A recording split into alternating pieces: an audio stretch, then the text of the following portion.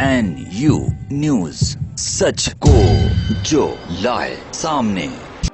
नमस्कार, आप देख रहे हैं NU न्यूज़ और ख़बरों में बने रहने के लिए आप हमारे चैनल को सब्सक्राइब करें, वीडियो को लाइक और शेयर करें। आपको बताते चलें कि मुंबई के मलाडपुर कुरार एरिया में JDT स्कूल से खबर आ रही है कि बच्चों की फ़ीस ना भरने के कारण उनको स्कूल से बाहर कर दिया गया है, जबकि कोरोना वायरस महामारी के चलते हुए स्कूल बंद थे, पढ़ाई नहीं हो रही थी। इस कारण परिवार वालों ने भी उनके अभिभावकों के काम ना चलने के कारण वो फ़ीस नहीं भर पाए और उसकी वजह से उन बच्चों को स्कूल से बाहर कर दिया गया है, जिसकी खबर पाते ही उनके अभिभावक स्कूल परिसर पर पहुंचे और उन्होंने बात करने के बाद कोई निष्कर्ष नहीं मिला तो उन्होंने स्कूल के सामने ही धरना देने की बात कहते हुए अपने विचारों को व्यक्त किया। ये दिखाते हैं ये खबर पत्रकार रफीक मंसूरी के द्वारा मुंबई से। क्या नाम है आपका? मनीषा मिस्त्री। क्या परेशानी है? परेशानी इतनी है कि मेरे मिस्टर अभी 2.5 महीना पहले ऑफ हो गए, तो मैं तभी आके मैडम को मिल के गई थी, उनको बता के भी गई थी मेरा ऐसा प्रॉब्लम हो गया है, जॉब भी चली गई कोरोना की वजह से, तो मैं पैसा अभी नहीं भर पाऊँगी। तो उन्होंने बोला कोई बात नहीं है, आप देखो करके। फिर बाद में मुझे स्कूल से PDF आया कि आपके बच्चे को 15 तारीख को स्कूल से निकाल डाला करके। तो मैं उनको मिलने गई और उनको मैंने पूछा कि ऐसे क्यों आपने भेजा, कि तो बोलते फ़ीस भरो तो ही आपको ऑनलाइन मिलेगा, नहीं तो ऑनलाइन भी नहीं मिलेगा करके। और बाद में बोलते, मैं बोली मैडम मगर आपने ये PDF भेजा है तो उसका क्या समझने का, तो बोलते आप दूसरे स्कूल में देख लो आपके बच्चे का एडमिशन। जी ओके।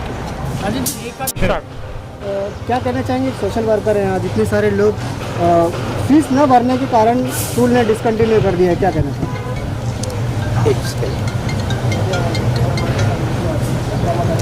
स्कूल न भरने के कारण, फीस न भरने के कारण स्कूल फीस स्कूल ने डिसकंटिन्यू कर दिया। स्कूल की अपनी मजबूरियां बताएगा स्कूल कि भाई हमारे पास पैसा नहीं है। ये बिल्डिंग देख रहे हो, इसके सामने जो बिल्डिंग खड़ी है वो भी शायद स्कूल की ही है। पैसा नहीं होता है तो स्कूल इतना बड़ा नहीं बनता है। और ये जो अभिभावक खड़े हैं, जो लोग खड़े हैं, अपने अपने बच्चों के लिए खड़े हैं, बच्चों के फ्यूचर के लिए खड़े हैं, माँ बाप अच्छे से अच्छा, यहाँ तक के अपने आप को बेचने के लिए भी तैयार हैं अपने बच्चों के लिए।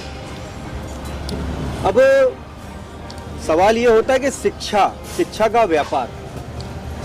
का व्यापार तो सामने दिखाई दे रहा है।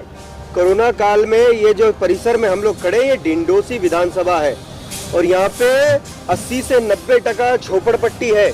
और झोपड़पट्टी में रहने वाला कौन रहता है? झोपड़पट्टी में रहता है कर्मचारी, जो कोई मिल में काम करता हो, कोई ठेला लगाता हो, कोई पान वाला होगा, कोई रिक्शा वाला होगा, ऐसे अनेक जो मजदूर वर्ग है, वो काम करने वाला मजदूर वर्ग है।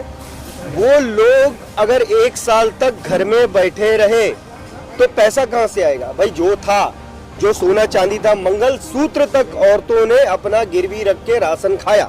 सरकार, हम किसी पे ब्लेम नहीं करते, जिसने जितना पूरा कर सका, सामाजिक संस्थाएं थी, सब थी, जो जहां तक पूरा कर सका पहुंच पाया पहुंचा, BMC जहां तक पहुंच पाई पहुंची, लेकिन फिर भी नहीं पूरा हो पाया। 1 साल तक लोग घर में बैठे रहे। अब 1 साल के बाद आप बोलोगे भैया आपका 16,000 बाकी है, आप लेके आओ, कहां से लाएगा वो? आप बोलोगे 2 महीने में लाओ, 3 महीने में लाओ, कहां से लाएगा? फिर उसके बाद सामने 1 साल का और खड़ा हो गया, कुल मिला के हो गया 30-35 हजार रुपया, कहां से लाएगा?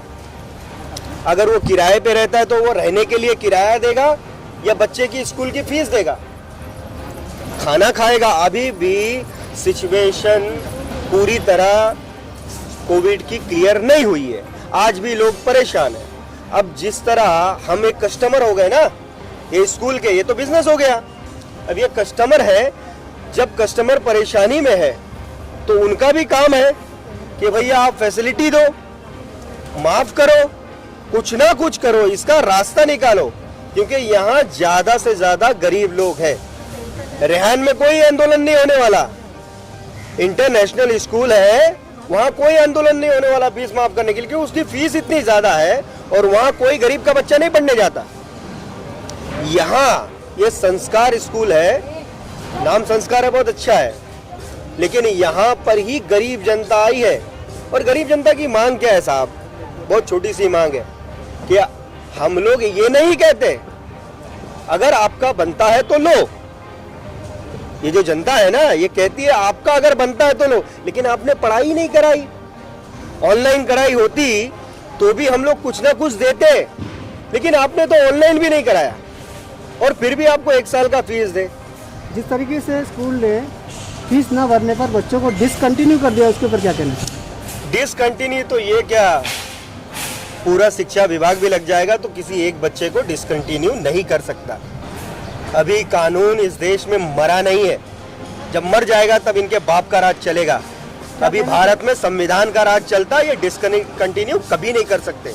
और अगर कर दिया तो यहाँ पे बहुत अच्छी तरह आंदोलन होगा। मैडम ने बोला आंदोलन होगा, आंदोलन की रूपरेखा, एक भी बच्चा अगर यहाँ से डिसकंटिन्यू हुआ तो ईंट से ईंट बजा देंगे, ये स्कूल की नहीं, ये कितने भी बड़े लोग हों, फिर जनता अपने हाथ में कानून लेगी, उसका जिम्मेदार स्कूल प्रशासन होगा।